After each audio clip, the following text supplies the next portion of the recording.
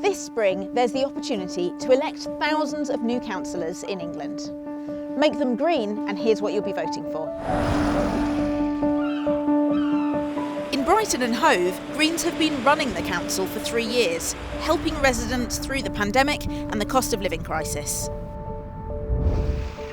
Greens in charge of this city have taken this area and turned it not only into a central park, but to an active travel corridor, making it much more simple to travel by foot or by wheel. From delivering thousands of food parcels at the height of the pandemic to building almost 500 council homes, Green councils are standing up for our communities. We've put a programme together to keep tackling homelessness.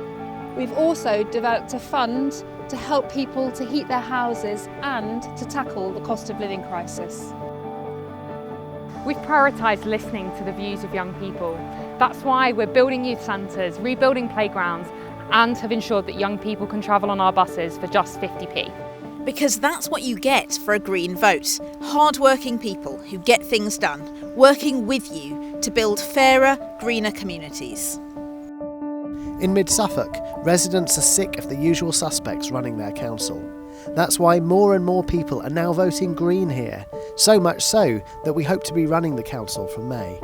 In mid-Suffolk, we've delivered new cycle paths and new footpaths. We've delivered cheaper, greener homes with insulation and with heat pumps replacing gas and oil boilers.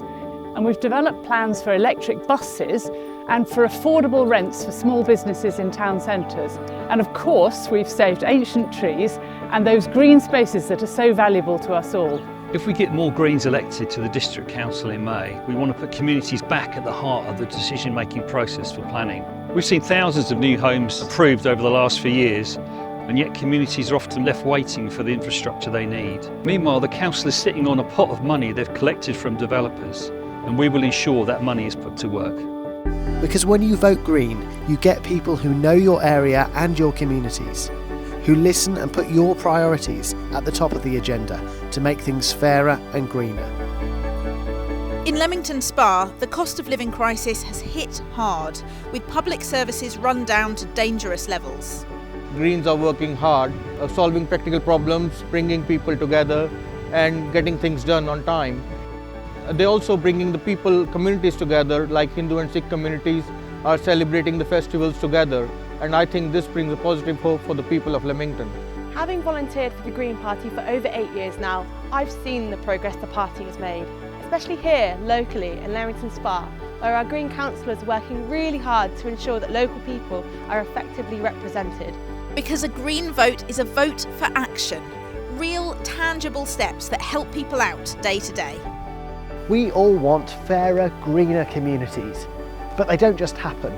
Across the country, they're being built and nurtured. Greens are winning in all kinds of places, from city centres to rural villages, coastal communities to market towns. People can see that we're hardworking, practical, and are standing up for what's fair and right. If you want more of that where you live, vote Green on the 4th of May.